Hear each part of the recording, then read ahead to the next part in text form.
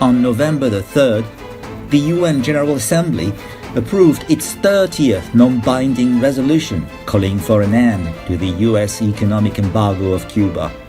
While 185 countries voted in favor, the US still voted against for the 29th time, having abstained in 2016. Saying no is a routine act for the United States. The UN resolutions that the US most commonly reject are the ones that support the common interest of humankind, but do not serve in favor of the US's national interests. The former US Secretary of State, John Quincy Adams, said, "America is the well-wisher to the freedom and independence of all. She is the champion and vindicator only of her own." The US has always remained unilateralist, especially when it comes to human rights and the use of force.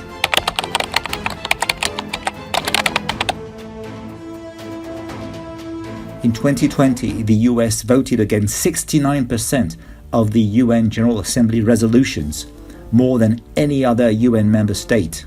The United States also voted against the most resolutions in 2018, 70%, and 2019, 72%.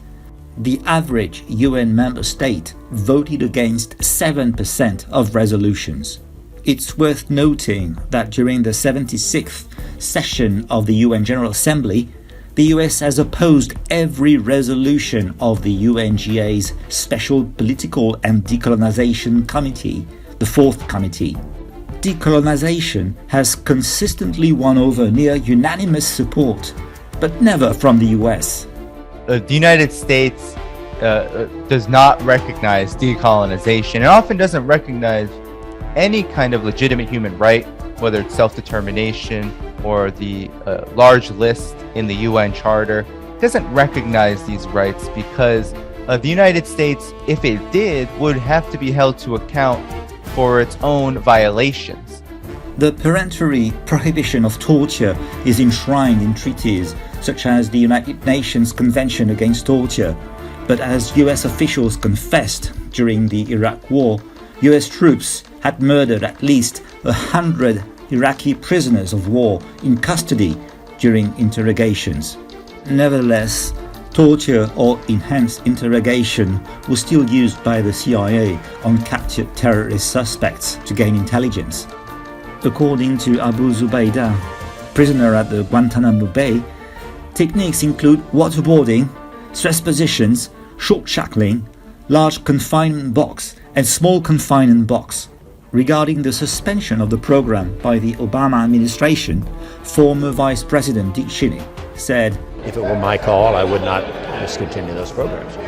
Given that, and based upon its notion of American exceptionalism, the US abides by international treaties only when they are aligned with its own national interest. This is evident in human rights protection. The US has still not ratified the Convention on the Elimination of All Forms of Discrimination Against Women and Convention on the Rights of the Child. In the United States, you still have child labor going on, especially among migrants. Women in the United States are paid less than men for the same job. On May 30, 2021, President Joe Biden said, "We could do nothing but speak out for human rights around the world because that's who we are."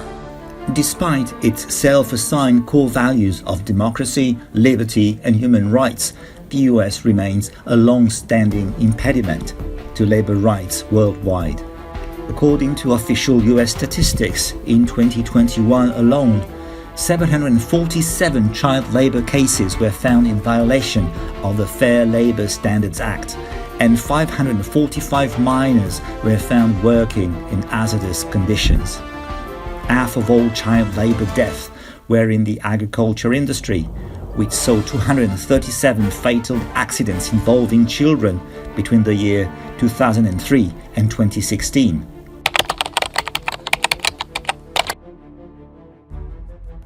America First stands at the heart of US foreign policy, while meddling in the internal affairs of other countries to ensure America's hegemony. The America First policy is against multilateralism, is against actually international cooperation. It is based on nationalistic policies and approaches.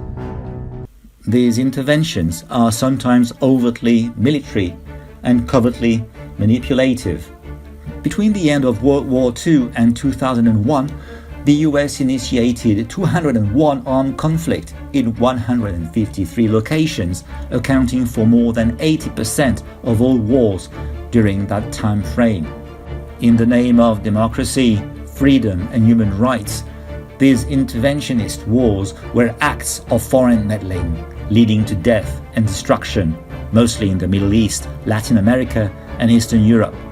The US launched war in Afghanistan, killed around 50,000 civilians and put 11 million into refugee status between 2001 and mid-2020. Years of global bloodshed have killed more than 200,000 Iraqi civilians and dragged Libya into spiraling turmoil. Washington holds a track record of fomenting global political unrest. In Latin America, it continues on with historical meddling in accordance with the Monroe Doctrine, while in the Middle East and Eastern Europe, it has instigated or orchestrated the Arab Spring and color revolutions. The US has long undermined international rules, coercing other nations to choose its side, and retaliated against those that have refused to comply. As the US withdrew from Afghanistan, it froze $9.5 billion in central bank assets, halted foreign aid that once constituted nearly 80% of the national budget, and destroyed equipment that could have been used for civilian reconstruction. The confiscations and sanctions have fueled one of the gravest humanitarian crises on the planet. Here in Afghanistan, we have today 3.4 million IDPs, conflict-induced IDPs, who are still to find a solution.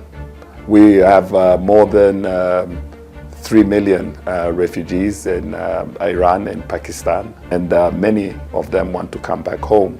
By leveraging its oversized weight in international politics and economics, the US has in varying instances resorted to economic seduction, financial sanctions, inciting riots, election manipulation, and other ruses to subvert ideologically hostile countries. All this had no other purpose than to uphold America's selfish interests, which is an accurate reflection of the American mentality and behavior. The US's claim to be a champion of freedom and human rights is nothing but self-touching and deceitful rhetoric. The democracy implication only backfires on US.